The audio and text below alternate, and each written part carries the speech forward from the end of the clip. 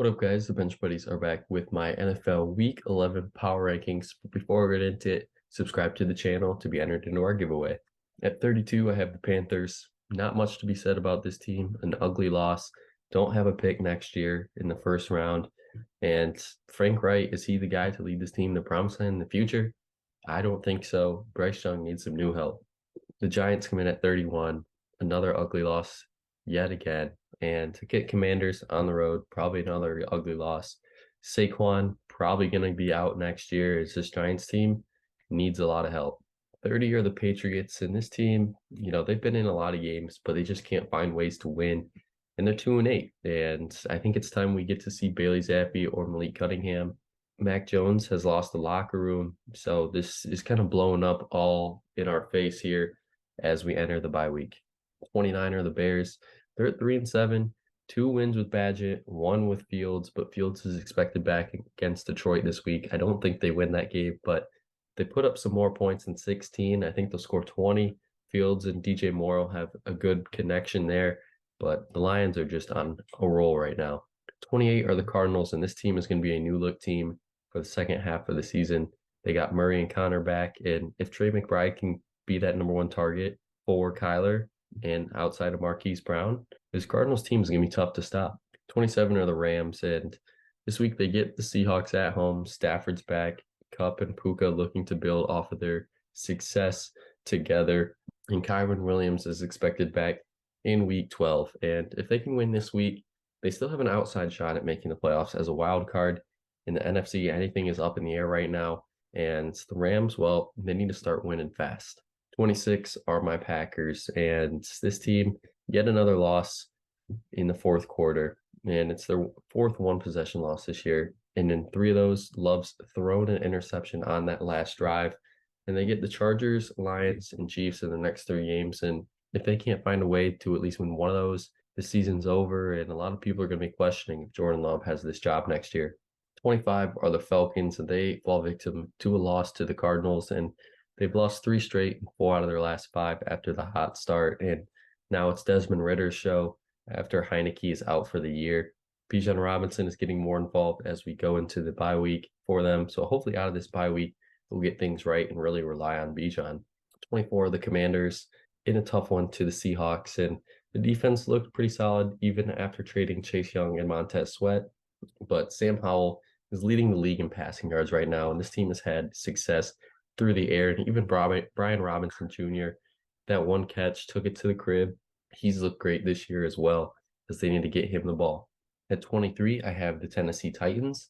They lost to the Bucks on the road, and the offense just didn't show up in this one. Will Levis struggled, Derrick Henry struggled, but it's only one game to get the Jaguars on the road. And if they can bounce back, I'm not saying win, but have a better performance, I think a lot of Titans fans will have hope for the future.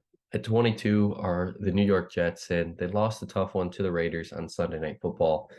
And, when you only kick 4 field goals and those are your points for the day, it's not a good showing. Zach Wilson, though, wasn't at fault for this one.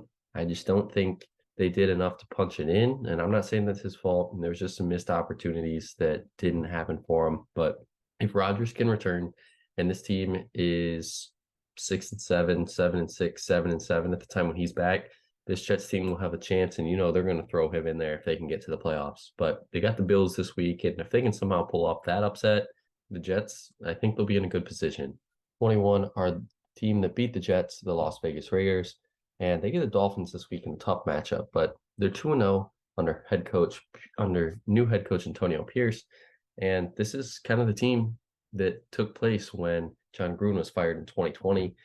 And they went to the playoffs that year. Let's see if this team can repeat that process. And Josh Jacobs is finally getting more involved. Same with Devontae. Both those guys are happy right now. 20 are the Broncos. And this team is just on cloud 9 right now on a 2-game winning streak. Beat the Chiefs and the Bills. And, this Broncos team, I think, is turning a page and could be a sneaky team that could possibly get a wild card berth, especially if they can win this week at home against the Vikings. Wilson played great. Javante's been playing great. And the defense is starting to figure some things out. So don't sleep on those Broncos yet. At one point, I almost had them at 32 in week 4. They were at 31. But this team could possibly be one of the worst teams at the beginning of the year to finishing at one of the best. 19 are the Bucks, and it wasn't a pretty win, but a win's a win to get back in the win column. They started 3-1, fell to 3-5, and got that win. Baker played all right. Rachaad White was the key factor in this one, and Mike Evans even had a touchdown pass drop in this one. So he could have had 2 touchdowns, but unfortunately he didn't. And they get the Niners on the road here in a very tough test.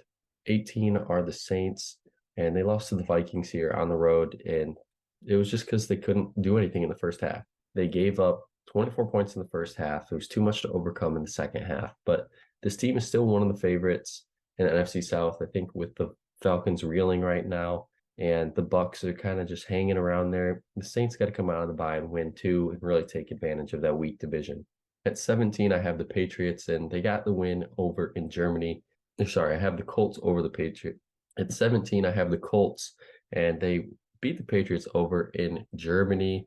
And it was all because of Jonathan Taylor. The early touchdown and the great defense helped the Colts get back to 500 heading into the bye week. And if Gardner Minshew can have a decent performance, not commit turnovers, this Colts team is another team in the AFC that I could possibly see hang around when we enter week 17 and 18 for a playoff push.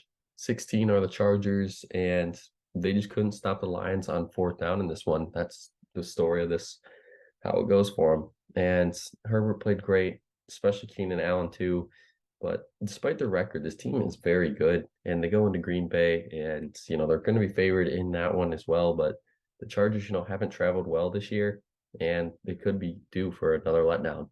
At 15, I have the Bills, and this is their lowest ranking to date this year because they lost and they shot themselves in a foot so many times in this one.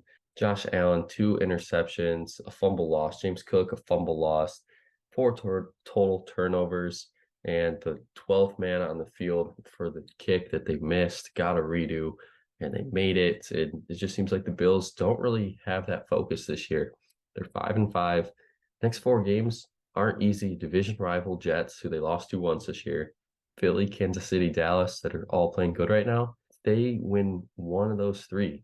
You're looking at a 6-8 ball team, and I told you 9-8, 8-9. That's where I saw this Bills team landing this year, and right now I'm on pace for that record.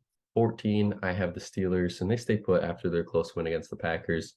I can't move this team up any higher until the top 10, until this team can show me that this offense is going to be good. Like, I get Jaylen Warren and Najee Harris had good days, but when Pickens is barely involved, Deontay Johnson doesn't show up. These guys need to produce more, and you got to give the defense flowers. So they've been really good in keeping this team in games, and that's the reason why they're winning these games.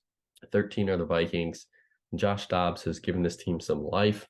He has been great. TJ Hawkinson, clearly his number 1 target right now until Jefferson returns. And if he doesn't return this week, returns the next week, they have a bye week 13. Maybe they just save him till after week 13, see where they're at, reassess, and then go from there. 12 are the Bengals, and they're dropping all the way from my top 5 to 12. And they snapped.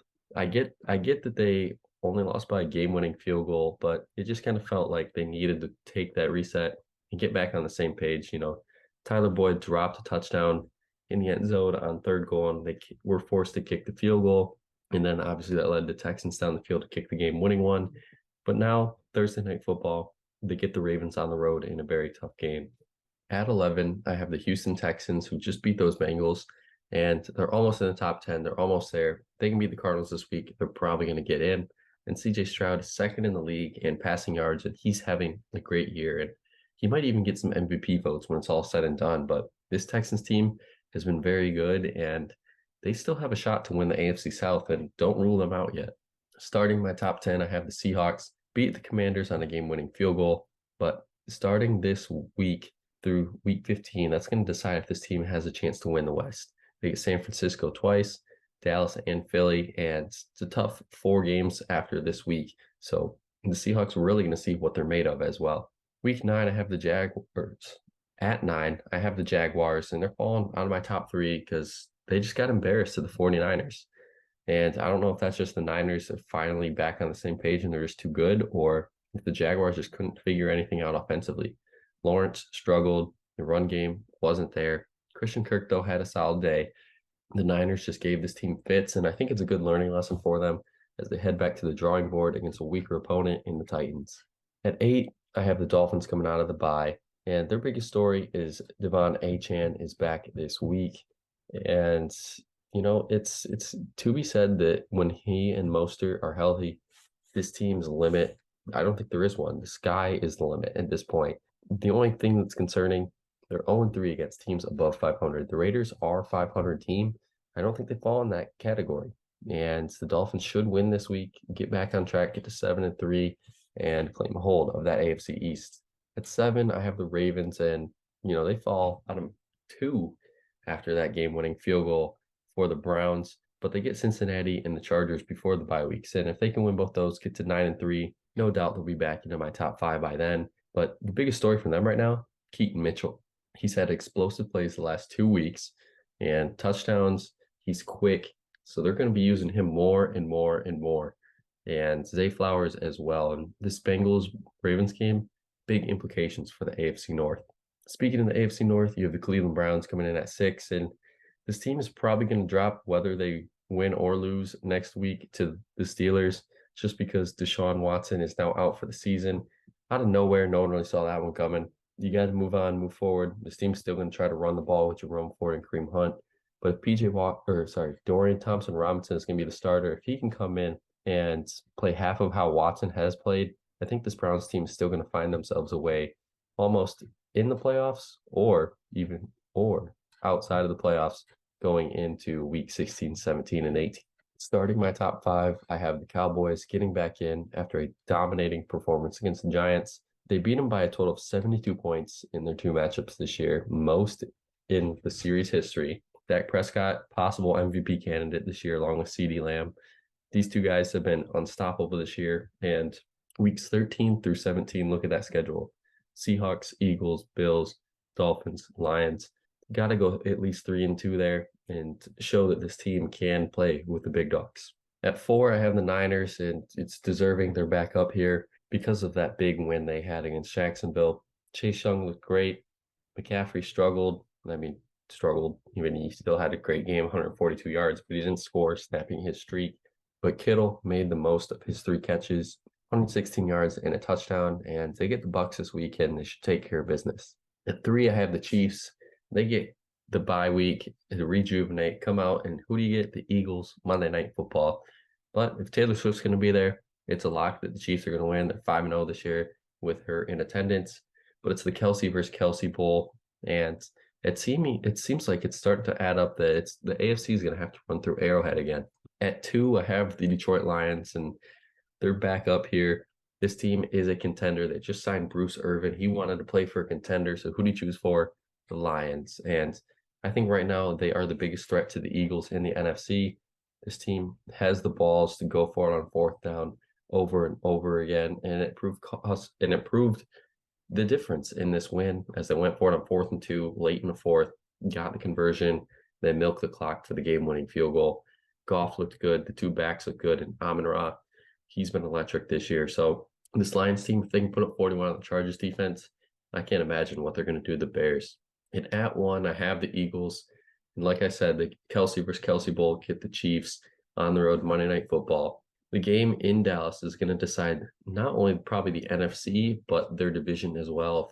If Dallas can beat them, get them back to close to 1 loss, who knows what's going to happen in that division. No team has repeated as champion since 2003, I believe. It seems like the Eagles are going to lose the NFC East if we're just going off the last 20 years. But, this Eagles team only has 1 loss right now, 8-1.